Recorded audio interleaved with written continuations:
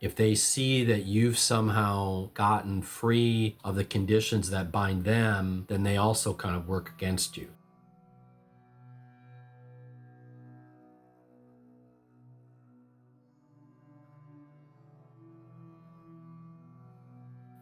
Hello, this is my third Gnostic question in a series of 4. The question today is, what is freedom? I think once you ask the first 2 questions, who am I really? Why is there suffering? Then this one pops up. If I'm free from my false identity and I'm free from the hardships that happen to me, what then? People often think of freedom as some kind of choice or a lack of restriction or unlimited funds, but I think freedom is more nuanced than that. I mean, you could look at it like this. A person could have external freedom, maybe they're rich or something, but they can still feel trapped by fear, desire, or their identity. I mean, you see it with rich people. Often they have even more problems than poor people. I think freedom in Gnosticism is about liberation from ignorance rather than from rules or society. I also think that the more freedom someone has, the more society will want to impose their will on this person to squash that freedom. You can also say that, like, agents of the Matrix will also do that. The people around you, if they see that you've somehow gotten free of the conditions that bind them, then they also kind of work against you. But I think freedom is the ability to see reality without distortion, to see things for what they really are. And I think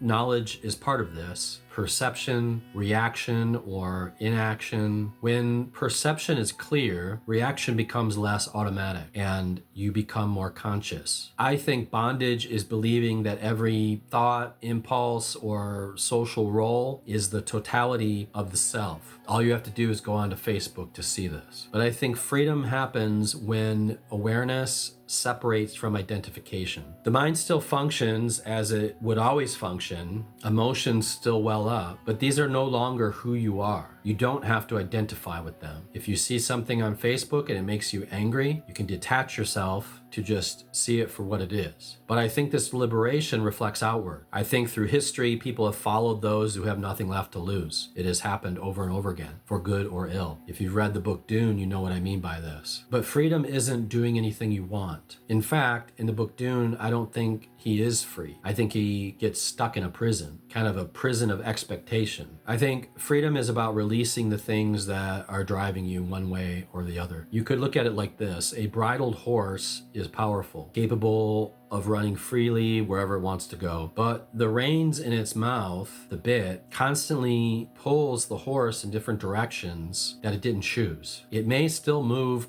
very quickly, even appear free and wild from a distance. Yet every movement is partially controlled by something external, by another influence. True freedom isn't the horse running wherever it wants to go in a random burst of energy. I mean, the horse is nudged this way and that way. It's when the reins disappear, when the yoke falls away, its strength, its speed, its direction is still there, but now it moves from its own source, from its own nature, rather than being tugged this way and that way by its constraints. In the same way, freedom isn't necessarily doing everything you want. I guess you could look at it best as the reins being fear, impulse, habit, conditioning, the opinion of your peers or your perceived masters. It's letting go of what is constantly steering you from behind the scenes. That's the true liberation, I think. It's hard to achieve, obviously, but in my opinion, it's the whole reason we're here. You can post your opinions below on this, what you think true freedom is or how you attain it,